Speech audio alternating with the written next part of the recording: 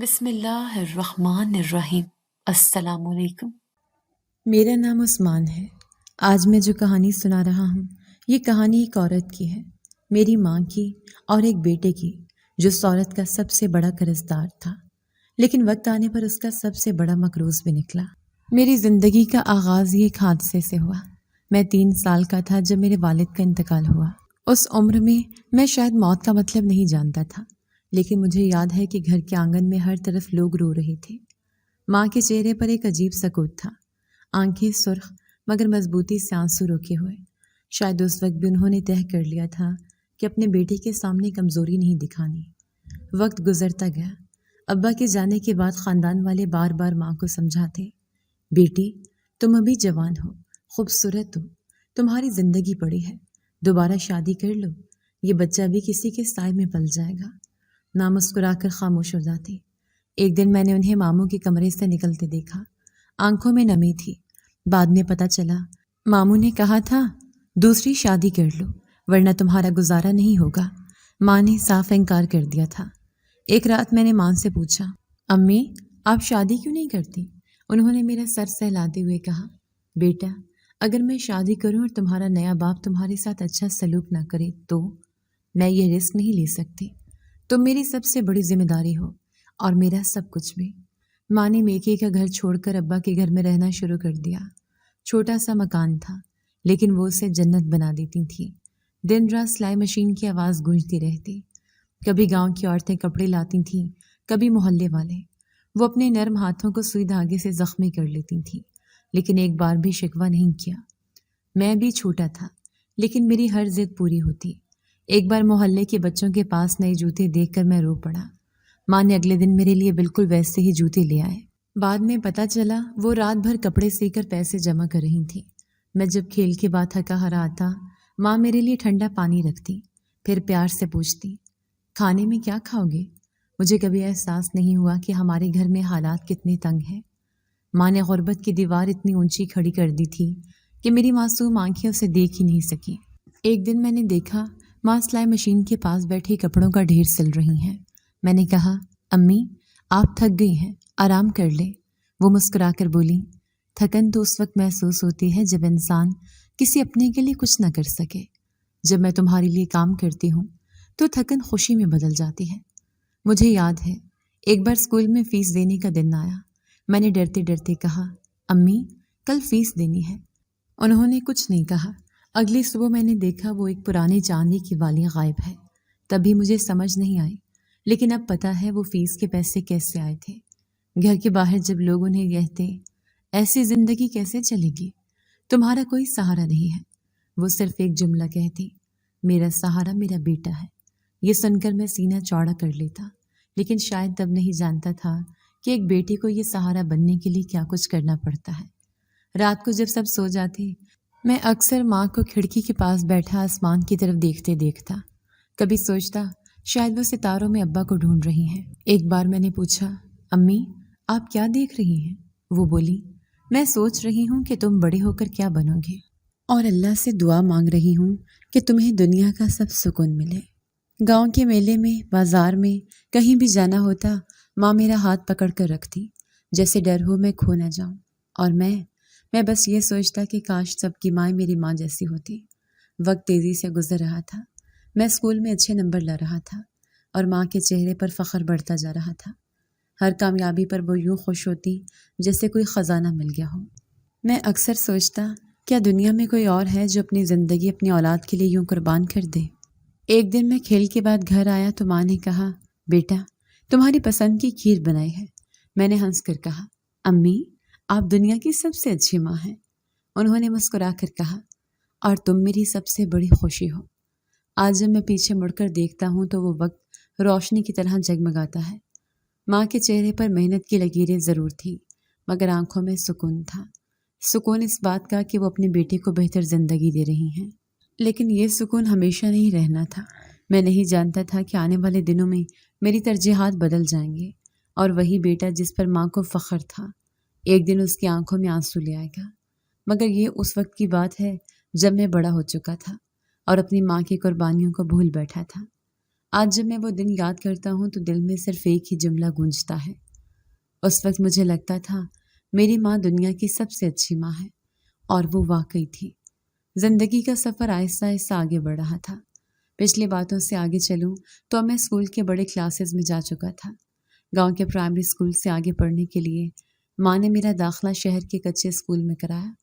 میں سمجھتا تھا یہ بس ایک عام سی بات ہے، مگر بعد میں پتہ چلا کہ اسکول کی فیس، کتابیں اور وردی ہمارے حالات کے مقابلے میں بہت مہنگی تھی۔ میں اسکول میں روز صبح صاف ستھری وردی پہن کر جاتا، جوتے پالش کیے ہوئے، بیگ میں نئی کتابیں۔ میں نے کبھی یہ نہیں سوچا کہ یہ سب کیسے ہو رہا ہے۔ ماں کبھی نہیں بتاتی، بس ہنستے ہوئے کہتی، پڑھائی پر دھیان دو، باقی سب میں دیکھ لوں گی۔ ایک دن میں شام کو اسکول سے آیا تو دیکھا کہ ماں ایک محلے دار کے گھر سے کپڑوں کا بڑا سا گٹھا اٹھا کر لا رہی ہیں۔ میں نے کہا، امی اتنے کپڑے کس کے ہیں؟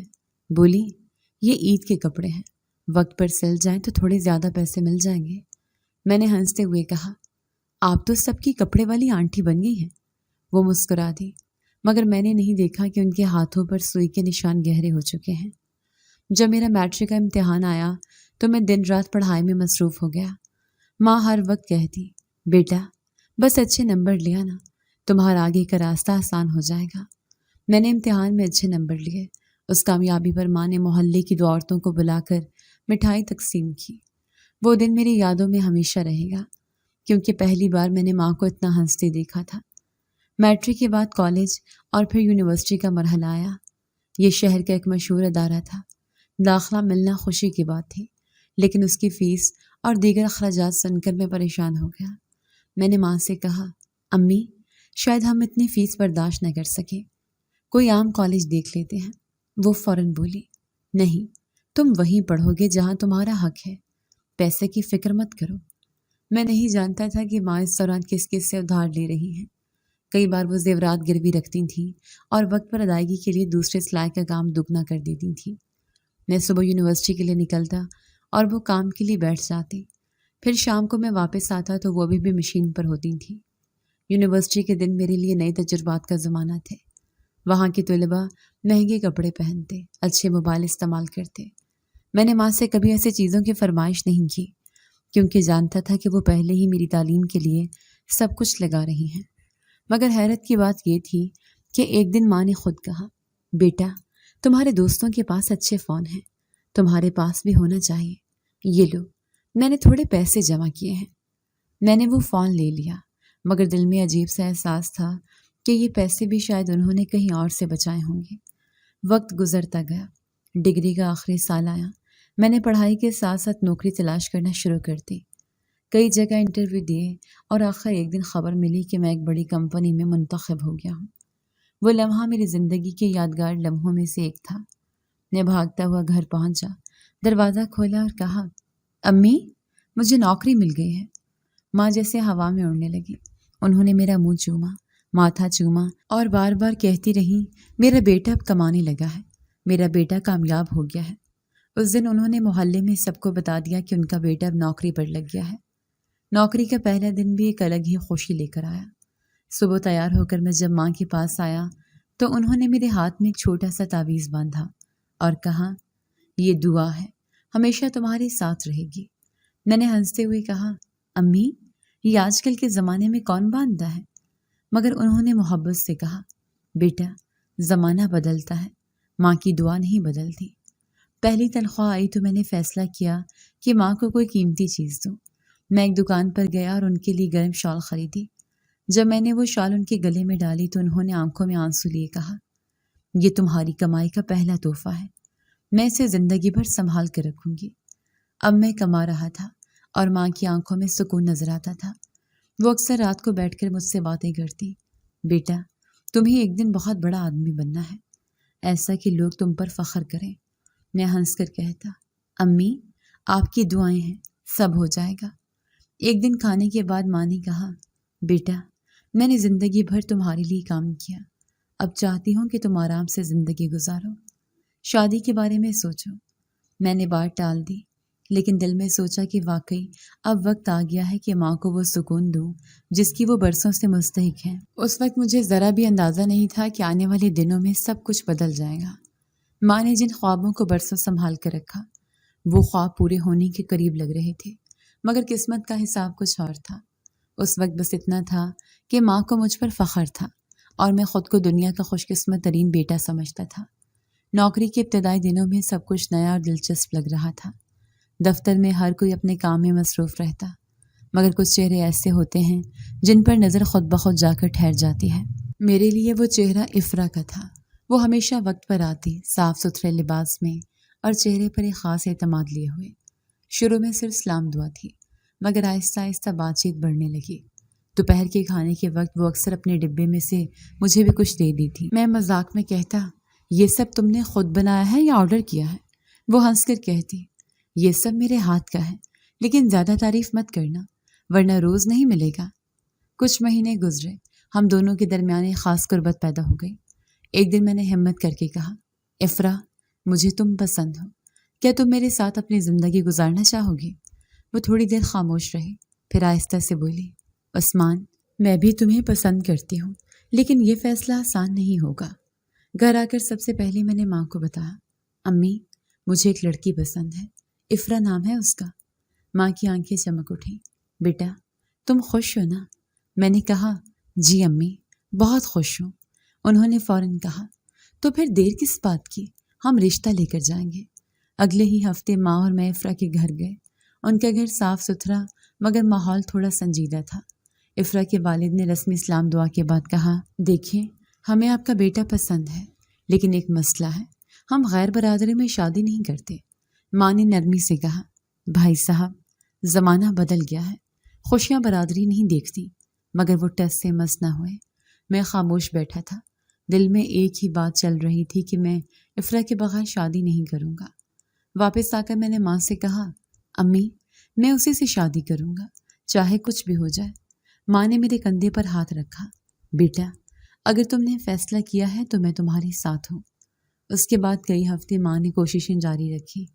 کبھی فون پر افرا کی والدہ سے بات کرتی، کبھی کسی رشتہ دار کے ذریعے پیغام بھیجتی۔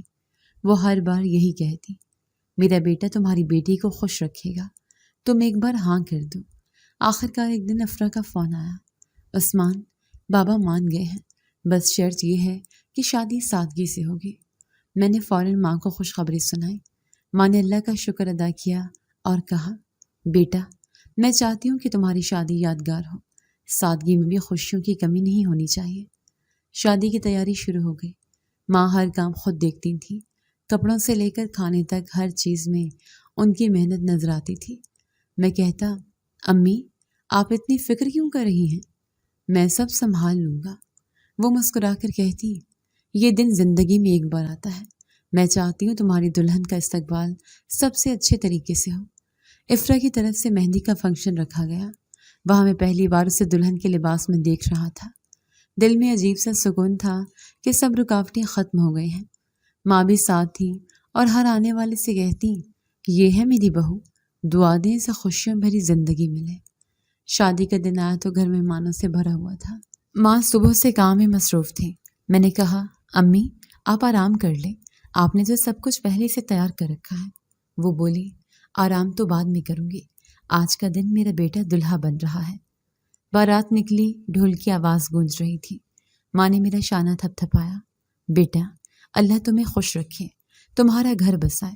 نکاح کے وقت ماں کی آنکھوں میں خوشی اور سکون صاف جھلک رہا تھا۔ جب ہم دلہن کو لے کر واپس آئے تو گھر کی رونق ہی الگ تھی۔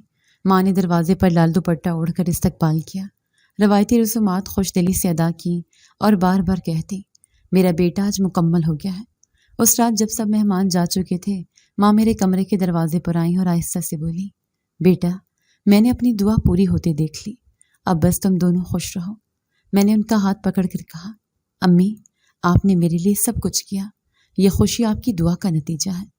میں نہیں جانتا تھا کہ یہ لمحہ ہماری زندگی کا سب سے خوبصورت لمحہ ہوگا، کیونکہ اس کے بعد جو ہونے والا تھا وہ کسی نے سوچا بھی نہیں تھا۔ اس وقت بس اتنا تھا کہ ماں خوش تھی، میں خوش تھا اور افرا بھی مسکرا رہی تھی۔ ماں کے چہرے پر وہ روشنی تھی جو شاید زندگی میں پہلی بار اتنی نمایاں دکھائی دے رہی تھی۔ شادی کے بعد کا پہلا دن میری زندگی کا ایک نیا آغاز تھا۔ جب میں افرا کو گھر لایا تو ماں نے دروازے پر سرخ دوپٹہ اوڑھ کر ہاتھوں میں خوشبو بھری کلیاں لیے ہمارا استقبال کیا۔ انہوں نے ہنستے ہوئے کہا، بیٹا آج سے یہ گھر تم دونوں کا ہے، خوشبو سے بھرا رہے۔ افرا نے جھک کر ماں کے قدم چومے اور ماں نے اسے گلے سے لگا لیا۔ اس لمحے مجھے لگا کہ سب کچھ بہترین طریقے سے شروع ہو رہا ہے۔ پہلے چند دنوں میں افرا کا رویہ بالکل شائستہ تھا۔ وہ ماں کے ساتھ کچن میں ہاتھ بٹاتی، کبھی ان کے لیے چائے بناتی اور شام کو ان کے پاس بیٹھ کر باتیں کرتی۔ ماں بھی خوش تھی کہ ان کی بہو اتنی ملنسار ہے۔ میں دفتر سے واپس آتا تو گھر کا ماحول خوشگوار ملتا۔ ایک دن ماں نے کھانے کی میز پر کہا، بیٹا افرا بہت اچھا کھانا بناتی ہے، آج کی دال میں تو جیسے بچپن کا ذائقہ آ گیا۔ میں نے مسکرا کر کہا، امی آپ کا معیار ہی اونچا ہے۔ افرا نے ہنستی ہوئی کہا، امی کا دل ہی اتنا صاف ہے کہ سب کچھ اچھا لگتا ہے۔ اس وقت سب کچھ نارمل لگ رہا تھا، لیکن وقت کے ساتھ ساتھ چھوٹے چھوٹے فرق محسوس ہونے لگے۔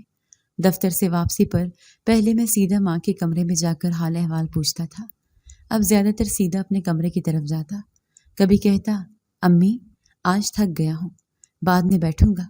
کبھی بیوی کے ساتھ باتوں میں ایسا مصروف ہوتا کہ ماں کی طرف نظر ہی نہ جاتی۔ ماں نے کبھی برا نہیں منایا، وہ خاموشی سے اپنے کاموں میں مصروف رہتی۔ صبح گھر کی صفائی، دوپہر کا کھانا، شام کی چائے، سب کچھ وہی سنبھالتی تھی۔ افرا کبھی کچن میں جاتی، کبھی نہیں۔ ماں کہتی، بہو آرام کر لو، میں دیکھ لوں گی۔ ایک دن دفتر سے واپسی پر میں نے دیکھا کہ ماں صحن میں کپڑے دھو رہی ہیں۔ ان کے پاس جھاگ سے بھری بالٹی اور ایک پرانا برش تھا۔ میں اندر آیا تو افرا بیڈ پر بیٹھی موبائل پر بات کر رہی تھی۔ میں نے پوچھا، کپڑے ماں دھو رہی ہیں، آپ نے کیوں نہیں دھوئے؟ وہ فوراً بولی، میں نے صبح سے دھوئے ہیں، بس تھوڑے باقی تھے، وہ امی نے شروع کر دیے۔ میں نے مزید کچھ نہیں کہا، سوچا شاید دونوں نے بانٹ لیا ہو۔ دھیرے دھیرے معمول ایسا بن گیا کہ زیادہ تر کام ماں کے ذمہ آ گیا۔ کبھی افرا کچن میں کھڑی ہوتی بھی تو فون کی گھنٹی بجتے ہی باہر نکل جاتی اور ماں تنہا کھانا بناتی رہتی۔ ایک شام میں دفتر سے آیا تو ماں چولہے پر بیٹھی روٹیاں پکا رہی تھیں۔ میں نے کہا، امی آپ آرام کیوں نہیں کرتی؟ انہوں نے مسکرا کر کہا، بیٹا یہ میرا گھر ہے، اپنے گھر کے کام سے کون تھکتا ہے؟ کبھی کبھی ماں کھانے کے بعد کمر پکڑ کر بیٹھ جاتی، مگر اگلے ہی لمحے اٹھ کر پھر کوئی کام کرنے لگتی۔ میں سوچتا کہ یہ تو ان کی عادت ہے، مگر یہ خیال کم ہی آتا کہ شاید انہیں آرام کی بھی ضرورت ہے۔ اب میرا زیادہ وقت افرا کے ساتھ گزرنے لگا۔ ہم دونوں اکثر شام کو باہر گھومنے چلے جاتے، کبھی دوستوں کے گھر جاتے۔ ایسے میں ماں گھر پر اکیلی رہ جاتی۔ ایک دن واپسی پر ماں نے کہا، بیٹا آج تمہارے دوست آ گئے تھے، تم نہیں تھے، میں نے ان کو چائے دے دی۔ میں نے بس اتنا کہا، اچھا کیا امی، شکریہ۔ ہفتہ وار چھٹی کے دن بھی کبھی ہم باہر نکل جاتے، کبھی فلم دیکھنے چلے جاتے۔ ماں کو ساتھ چلنے کا کہتا تو وہ کہتی، تم دونوں جاؤ، میں گھر دیکھ لوں گی۔ آہستہ آہستہ یہ فاصلے بڑھتے گئے۔ ایک دن رات کو میں دیر سے گھر آیا۔ ماں لاؤنج میں بیٹھی میرا انتظار کر رہی تھی۔ بولی، کھانا لگا دوں؟ میں نے کہا، امی آج باہر کھا لیا تھا، آپ نے تکلیف کیوں کی؟ انہوں نے کہا، کوئی بات نہیں بیٹا، ماں کا کام ہی انتظار کرنا ہے۔ میں نے بس سر ہلا دیا اور اپنے کمرے میں چلا گیا۔ افرا کبھی کبھار ماں سے کہتی، امی آپ آرام کر لیا کریں، میں کر لوں گی، مگر یہ بات کہنے کے بعد وہ اکثر خود بھی کسی اور کام میں لگ جاتی۔ ماں شاید اس سب کو دل میں رکھتی نہیں تھی، مگر میں نے ان کے چہرے پر وہ پہلے جیسی چمک کم ہوتی دیکھی۔ گھر میں سب کچھ بظاہر ٹھیک تھا، مگر ایک خاموش سی تبدیلی آ چکی تھی۔ میں نے اپنی عادتوں میں یہ بدلاؤ محسوس نہیں کیا کہ اب ماں کے ساتھ بیٹھنے کی بجائے زیادہ وقت بیوی کے ساتھ گزرتا ہے، اور ماں کا حصہ بس کام اور خاموشی رہ گیا ہے۔ زندگی اپنی رفتار سے چل رہی تھی، مگر اب میرے روزمرہ کے معمول میں واضح فرق آ چکا تھا۔ دفتر سے آ کر سیدھا کمرے میں جانا، موبائل یا لیپ ٹاپ پر وقت گزارنا اور پھر کھانے کے بعد سونا، یہی میرا شیڈول بن گیا۔ ماں سے پہلے کی طرح گپ شپ یا لمبی باتیں کم ہی رہ گئیں۔ افرا سے باتیں زیادہ ہو گئیں، ماں کے ساتھ وقت کم۔ اس دن بھی میں دفتر سے لوٹا تو گرمی خاصی تھی۔ دروازہ کھولتے ہی صحن میں ماں کو جھکے ہوئے دیکھا۔ وہ پرانے لکڑی کے تخت پر کپڑے مل مل کر دھو رہی تھیں۔ بالٹی کا پانی بار بار گندا ہو کر باہر نکل رہا تھا اور ان کے ہاتھ صابن سے سفید ہو گئے تھے۔ میں چند لمحے کھڑا دیکھتا رہا، پھر اندر گیا۔ کمرے میں داخل ہوا تو افرا بیڈ پر بیٹھی تھی، سامنے پنکھا چل رہا تھا اور اس کے ہاتھ میں موبائل تھا۔ میں نے کہا، امی کپڑے دھو رہی ہیں؟ اس نے موبائل ایک طرف رکھتے ہوئے کہا، ہاں میں صبح سے دھو رہی تھی، لیکن پھر امی نے کہا باقی میں کر لوں گی۔ میں نے سر ہلا دیا اور کہا چلو ٹھیک ہے، پھر الماری سے کپڑے نکال کر چینج کرنے لگا۔ اس لمحے دماغ میں یہ سوال آیا کہ کیا واقعی وہ صبح سے دھو رہی تھیں یا یہ سارا کام ماں نے ہی کیا ہے، لیکن میں نے اس خیال کو جھٹک دیا۔ سوچا شاید دونوں نے بانٹ لیا ہوگا، گھر کا معمول ہے۔ میں نے نہ مزید پوچھا نہ کچھ کہا۔ رات کو کھانے کی میز پر بھی میں نے یہ بات نہیں چھیڑی۔ ماں نے حسب معمول چپ چاپ کھانا لگایا، میرے سامنے پلیٹ رکھی اور کہا بیٹا آج سبزی تازہ آئی تھی، تمہیں پسند آئے گی۔ میں نے بس ہلکی سی مسکراہٹ دی اور کھانے میں مصروف ہو گیا۔ ماں نے مجھ سے کوئی گلہ نہیں کیا، نہ یہ کہا کہ تھوڑی دیر کے لیے کپڑے دھونے میں ہاتھ بٹا تھا، نہ یہ شکایت کی کہ بہو نے کام ادھورا چھوڑ دیا۔ وہ ہر بات کو ایسے ہضم کر لیتی تھیں جیسے کچھ ہوا ہی نہ ہو۔ اگلے دن بھی معمول تقریباً ویسا ہی رہا، دفتر جانا، واپسی پر سیدھا کمرے میں جانا، افرا کے ساتھ باتیں کرنا اور ماں سے رسمی 2-4 جملے۔ کبھی وہ چائے لے آتی تو بس اتنا کہتا شکریہ امی، پھر واپس اپنے کام میں لگ جاتا۔ ہفتے کے دن بھی یہی حال رہا۔ پہلے میں ماں کے ساتھ بازار جایا کرتا تھا، وہ سبزی خریدتی، کبھی میرے لیے پسندیدہ فروٹ لیتی، کبھی کپڑے۔ اب زیادہ تر افرا کے ساتھ جانا ہوتا۔ ماں بازار جانے کا کہتی تو میں کہتا امی آپ افرا کے ساتھ چلی جائیں، میں بعد میں آ جاؤں گا، اور بعد میں آنے کا مطلب ہوتا کہ میں بالکل نہیں آتا۔ ایک دن صبح دفتر کے لیے نکل رہا تھا تو ماں نے کہا بیٹا کل کپڑوں کا ڈھیر لگ گیا ہے، آج آفس سے تھوڑا جلدی آ جانا، مل کر دھو لیں گے۔ میں نے بے دہانی سے کہا امی آج میٹنگ ہے، دیر ہو جائے گی، آپ افرا سے کہہ دیں، اور جلدی میں باہر نکل گیا۔ شام کو جب واپس آیا تو پھر وہی منظر تھا، ماں صحن میں کپڑے دھو رہی تھی اور افرا اندر بیٹھی تھی۔ اس بار میں نے کچھ نہیں پوچھا، سیدھا کمرے میں چلا گیا۔ نہ ماں نے کچھ کہا نہ میں نے۔ میری زندگی کے معمولات ایسے بدل رہے تھے جیسے آہستہ آہستہ ریت ہاتھ سے پھسلتی جا رہی ہو۔ پہلے میں دفتر سے آ کر ماں کے پاس بیٹھتا، ان کے دن بھر کے قصے سنتا، وہ میری باتیں سنتی۔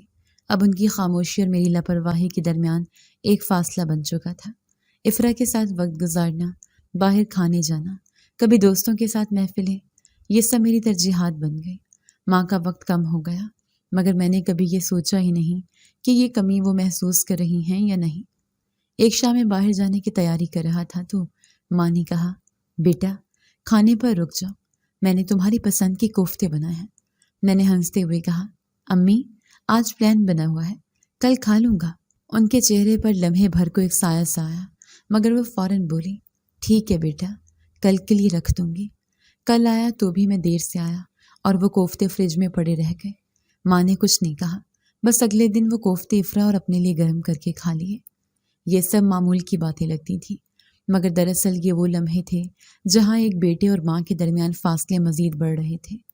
میں نے نہ رک کر سوچا نہ یہ جاننے کی کوشش کی کہ ماں اندر ہی اندر کیا محسوس کر رہی ہیں۔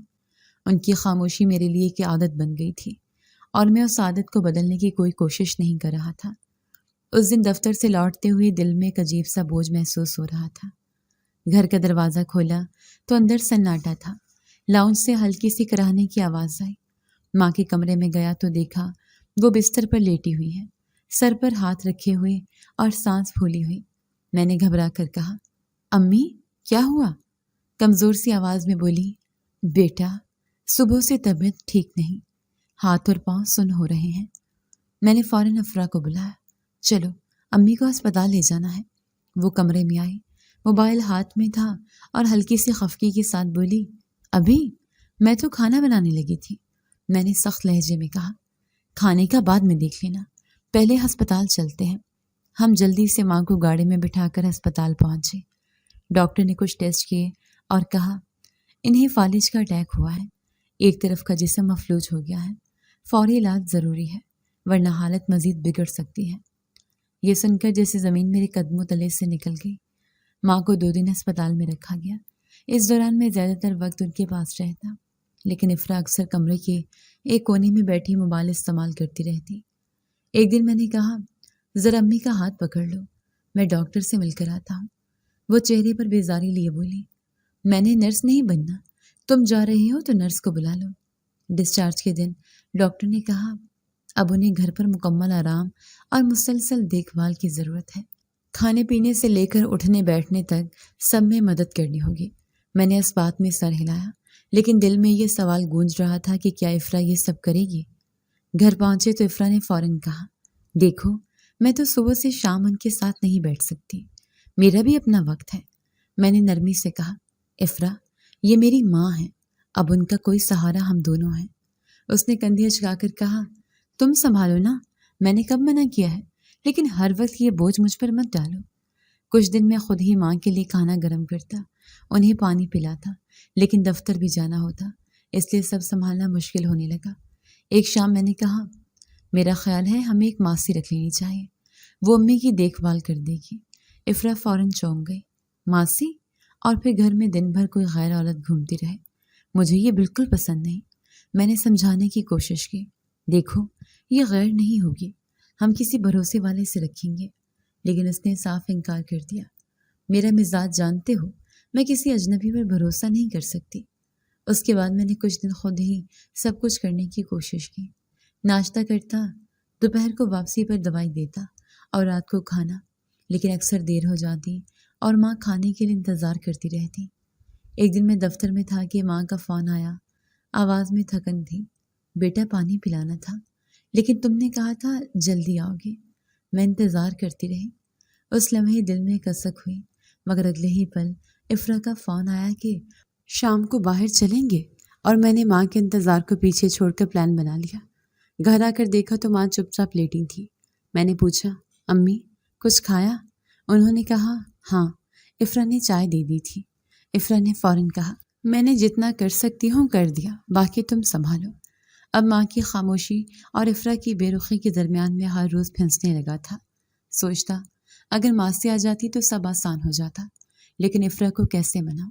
دن گزرتے جا رہے تھے اور ماں کی حالت میں کوئی خاص بہتری نہیں آ رہی تھی۔ ان سب حالات میں ایک چیز واضح ہو گئی تھی، گھر کا ماحول بدل چکا تھا، اور میری زندگی میں ایک ایسا دباؤ آ چکا تھا جو نہ میں ماں کے سامنے ظاہر کر سکتا تھا نہ بیوی کے سامنے۔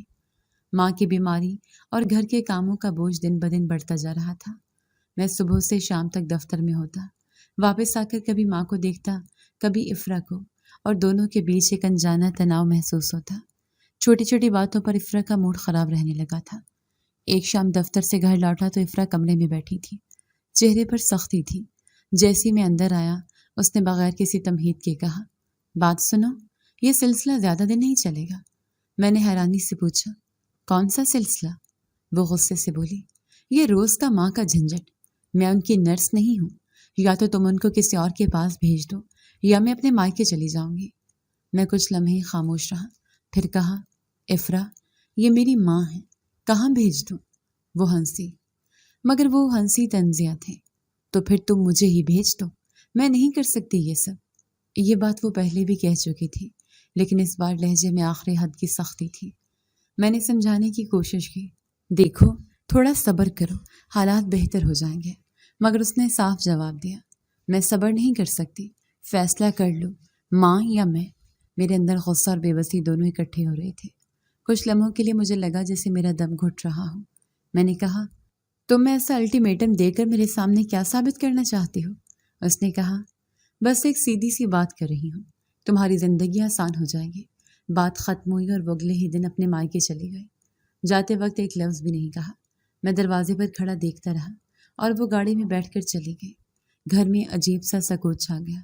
ماں اپنے کمرے میں تھی، میں وہاں گیا تو انہوں نے آہستہ سے پوچھا، بیٹا افرا کہاں ہے؟ میں نے جھنجھلا کر کہا، اپنے گھر گئی ہے، خوش نہیں تھی یہاں۔ ماں نے دھیرے سے کہا، شاید میری وجہ سے۔ اس لمحے غصہ میرے سر پر چڑھ گیا۔ ہاں، تمہاری وجہ سے، تمہاری بیماری، تمہاری ضرورتیں، سب نے میری زندگی مشکل بنا دی ہے۔ تم کیوں نہیں ختم کر دیتی یہ سب؟ مر کیوں نہیں جاتی تم، تاکہ میری زندگی سکون سے گزرے؟ یہ جملے نکلے تو خود کو بھی یقین نہیں آیا کہ میں نے کیا کہا ہے۔ ماں کے چہرے پر ایک پل کے لیے سکتہ طاری ہو گیا، ان کی آنکھوں میں نمی آ گئی، مگر انہوں نے کچھ نہیں کہا، بس چپ چاپ نظریں جھکا لیں۔ میں کمرے سے باہر نکل آیا، مگر پیچھے سے ان کی ہلکی ہلکی سسکیوں کی آواز آ رہی تھی۔ وہ آواز میرے کانوں میں گونج رہی تھی، مگر میں نے خود کو یہ کہہ کر بہلایا کہ میں غصے میں تھا، بس بات نکل گئی۔ اس رات کھانے کی میز پر بھی خاموشی تھی۔ ماں نے کھانے کی پلیٹ رکھی خود کچھ نہیں کھایا، میں نے نظر بچا کر کھا لیا جیسے کچھ ہوا ہی نہ ہو، مگر دل کے ایک کونے میں عجیب سا بوجھ بیٹھ گیا تھا۔ اگلی صبح میں دفتر کے لیے تیار ہو رہا تھا کہ ماں نے دروازے پر آ کر کہا، بیٹا اپنا خیال رکھنا، باہر گرمی بہت ہے۔ میں نے بس ہلکا سا جواب دیا، ہاں ٹھیک ہے۔ میں نے ان کی آنکھوں میں وہی نمی دیکھی جو کل رات تھی، مگر وہ پھر بھی مجھ سے کوئی گلہ نہیں کر رہی تھی۔ شاید انہوں نے اپنی آنکھوں کے آنسو اپنے دل کے اندر چھپا لیے تھے۔ افرا کی غیر موجودگی نے گھر کو اور سنسان بنا دیا۔ میں دفتر سے واپس آتا تو نہ ہنسی سنائی دیتی نہ کسی کے بولنے کی آواز، صرف ماں کی ہلکی ہلکی کھانسی یا قدموں کی آہٹ، مگر میں نے اس سکوت کو بھی معمول سمجھ لیا۔ ان دنوں میرے اندر ایک عجیب سی چڑچڑاہٹ آ گئی تھی۔ کبھی ماں پانی مانگتی اور میں تاخیر کرتا، کبھی دوائی کا وقت گزر جاتا اور میں بھول جاتا۔ ہر چھوٹی بات پر غصہ آنے لگا۔ یہ سب شاید دباؤ کا نتیجہ تھا، مگر اصل بات یہ تھی کہ میں اپنی ذمہ داریوں سے بھاگ رہا تھا۔ میں چاہتا تھا کہ سب کچھ خود بخود آسان ہو جائے، مگر ایسا ممکن نہیں تھا، اور اس سب کا بوجھ سب سے زیادہ ماں کے دل پر پڑ رہا تھا۔ افرا کے جانے کے بعد دن عجیب گزر رہے تھے۔ گھر سنسان، دفتر سے واپس آؤں تو دیواروں کی خاموشی اور ماں کی مدھم سی آواز ہی سنائی دیتی۔ ایک ہفتہ یوں ہی گزر گیا۔ آخر میں نے فیصلہ کیا کہ افرا کو واپس لانا ہے، نہ چاہ کر بھی مجھے اس کی کمی محسوس ہو رہی تھی۔ ایک شام میں اس کے مائکے گیا۔ اس کے والدین ڈرائنگ روم میں بیٹھے تھے۔ میں نے آہستگی سے کہا، میں افرا کو واپس لینے آیا ہوں۔ اس کے والد نے سخت لہجے میں کہا، بیٹی خوش نہیں ہے، کیوں واپس لے جائیں؟ میں نے سمجھانے کی کوشش کی، ہم دونوں کے بیچ کچھ غلط فہمیاں ہو گئی تھیں، ٹھیک ہو جائیں گی۔ افرا آئی تو میں نے اسے ایک طرف لے جا کر کہا، چلو واپس گھر چلتے ہیں۔ وہ سنجیدگی سے بولی، ایک شرط پر۔ میں نے فوراً پوچھا، کیا شرط؟ یہ کہ تمہاری ماں مجھ سے کوئی چیز نہ مانگے، نہ کام، نہ مدد، نہ کچھ اور۔ میں اپنا حصہ کر دوں گی، لیکن ان کا بوجھ نہیں اٹھاؤں گی۔ دل میں ایک لمحے کو چبھن ہوئی، مگر میں نے کہا، ٹھیک ہے، میں ماں سے کہہ دوں گا۔ بس اسی شرط پر وہ گھر آنے کے لیے مان گئی۔ اگلے دن جب ہم گھر پہنچے تو ماں نے دروازے پر آ کر کہا، بیٹا آ گئی؟ ان کی آنکھوں میں خوشی کی چمک تھی۔ میں نے ان سے کہا، امی افرا واپس آ گئی ہے، لیکن اب آپ نے اس سے کچھ نہیں کہنا، نہ کوئی چیز مانگنی۔ میں جو کرنا ہوگا خود کر لوں گا۔ ماں کے چہرے پر لمحہ بھر کو ایک سایہ سایا، لیکن انہوں نے بس آہستہ سے سر ہلا دیا۔ ٹھیک ہے بیٹا، جیسا تم چاہو۔ ان کے لہجے میں کوئی اعتراض نہیں تھا، بس خاموشی تھی۔ اب گھر میں ایک نیا معمول بن گیا۔ صبح دفتر جانے سے پہلے میں ماں کے لیے ناشتہ تیار کرتا، لیکن اکثر جلدی کی وجہ سے زیادہ کچھ نہیں کر پاتا۔ ایک دن وقت کم تھا تو میں نے رات کی بچی ہوئی سوکھی روٹی اور ایک گلاس پانی ٹرے میں رکھا اور ماں کے سامنے رکھ دیا۔ امی یہ کھا لیں، میں دفتر جا رہا ہوں۔ انہوں نے روٹی کو دیکھا، پھر میری طرف دیکھا اور مسکرا کر کہا، ٹھیک ہے بیٹا۔ ان کی آنکھوں میں ہلکی سی نمی تھی، مگر انہوں نے کچھ نہیں کہا۔ یہ معمول روز کا حصہ بن گیا۔ کبھی کبھی میں کہتا، آج کھانا آفس سے آتے ہی لے آؤں گا، آپ انتظار کرنا، لیکن ایسا کم ہی ہوتا۔ زیادہ تر صبح سوکھی روٹی اور پانی ہی دے کر نکل جاتا۔ افرا اپنے کمرے میں رہتی، ماں کچن کے اپنے کمرے میں۔ میں دفتر میں دن گزار کر واپس آتا تو سب کچھ خاموشی ملتا۔ کبھی ماں پوچھتی، آج دن کیسا گزرا؟ میں مختصر سا جواب دیتا، ٹھیک تھا، اور پھر بیوی کے پاس چلا جاتا۔ ایک دن ماں نے ہچکچاتے ہوئے کہا، بیٹا روٹی سوکھی ہے، اس پر تھوڑا سا گھی لگا دو، دانتوں سے نہیں چبائی جاتی۔ میں نے جلدی میں کہا، امی وقت نہیں ہے، کھانی ہے تو کھاؤ ورنہ رہنے دو، اور بغیر پیچھے دیکھے کمرے سے نکل گیا۔ ان کی خاموشی اب عادت بن چکی تھی، نہ شکایت، نہ سوال، نہ گلہ، بس جو ملتا چپ چاپ قبول کر لیتی۔ میں نے بھی اس خاموشی کو اپنی سہولت کا حصہ بنا لیا۔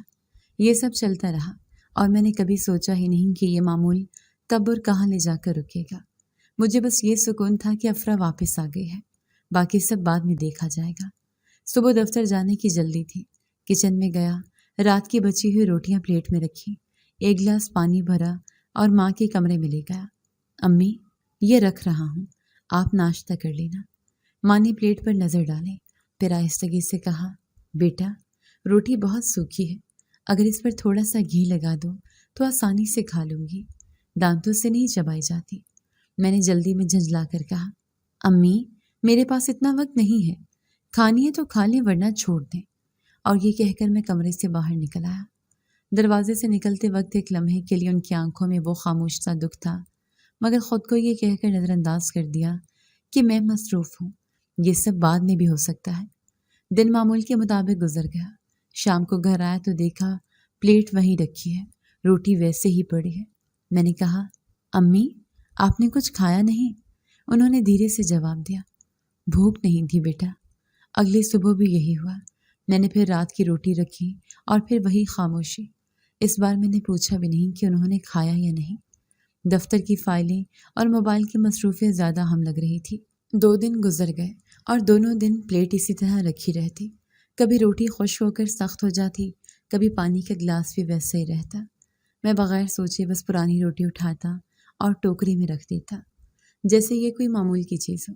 ایک شام جب میں نے وہی روٹی ٹوکری میں رکھی تو افرا نے پوچھا، یہ روٹی کب کی ہے؟ میں نے کہا، 2 دن پرانی ہوگی۔ وہ بولی، پھر تو پھینک دو، کس کے لیے سنبھال رہے ہو؟ میں نے بغیر سوچے کہا، بس ایسے ہی رکھ دی تھی۔ ماں نے یہ گفتگو سنی مگر چپ رہی۔ ان کے ہاتھ خاموشی سے کپڑوں میں مصروف تھے، نہ شکایت نہ سوال، جیسے وہ اس معمول کے ساتھ جینے کی عادی ہو گئی ہوں۔ میں نے کبھی نہیں سوچا کہ 2 دن نہ کھانے کا مطلب کیا ہے، بس یہی سمجھا کہ ان کی بھوک کم ہو گئی ہے۔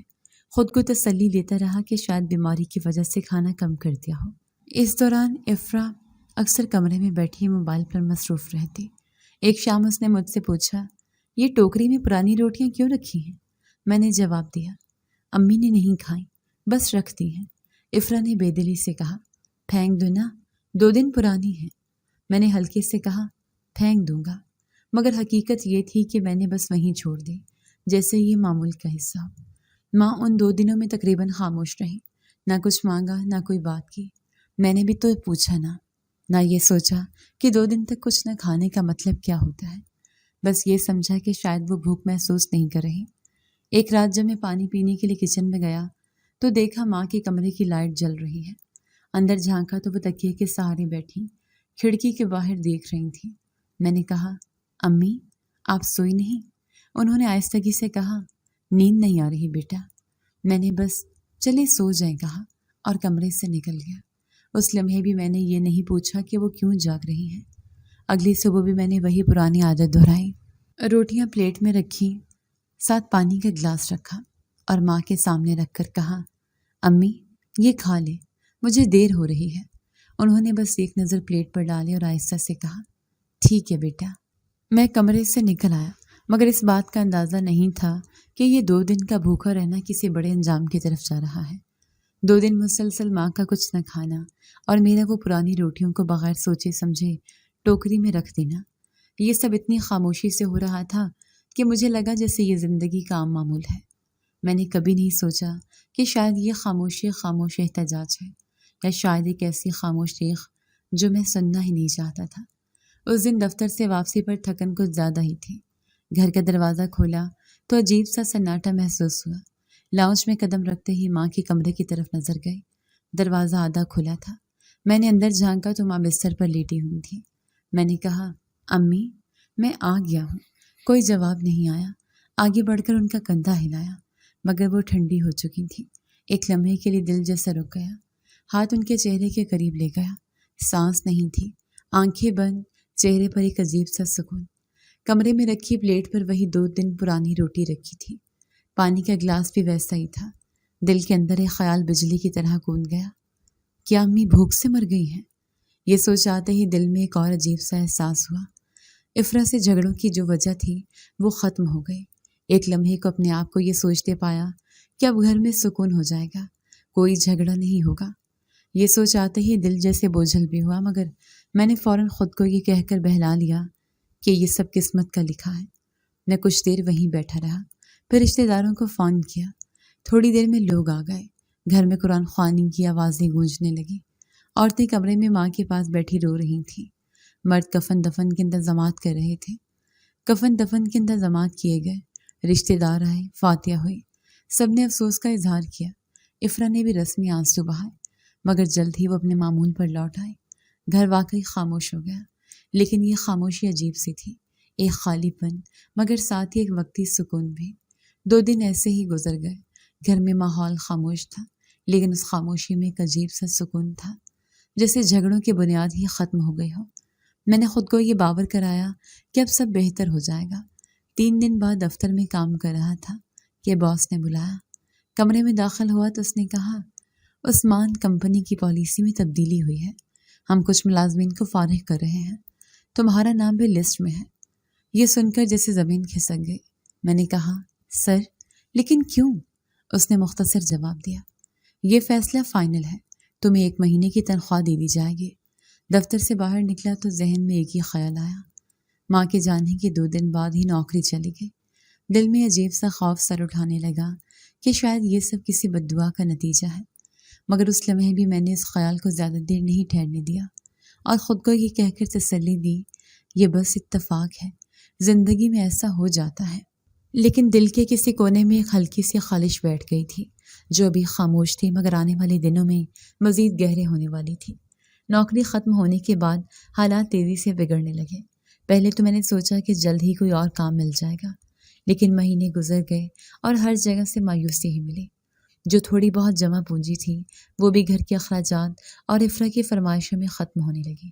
ایک شام افرا نے کھانے کی میز پر کہا، عثمان، یہ زندگی میں نہیں گزار سکتی، تمہارے پاس نہ نوکری ہے نہ پیسہ، میں ایسے نہیں رہ سکتی۔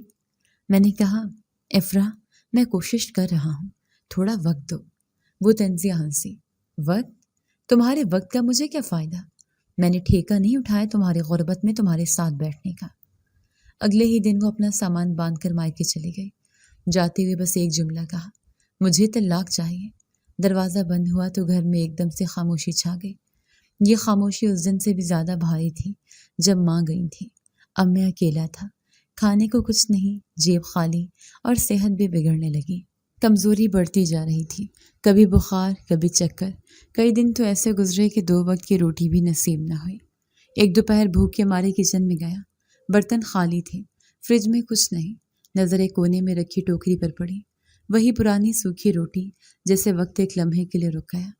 میں نے روٹی اٹھائی، ہاتھ میں پکڑ کر دیر تک دیکھتا رہا۔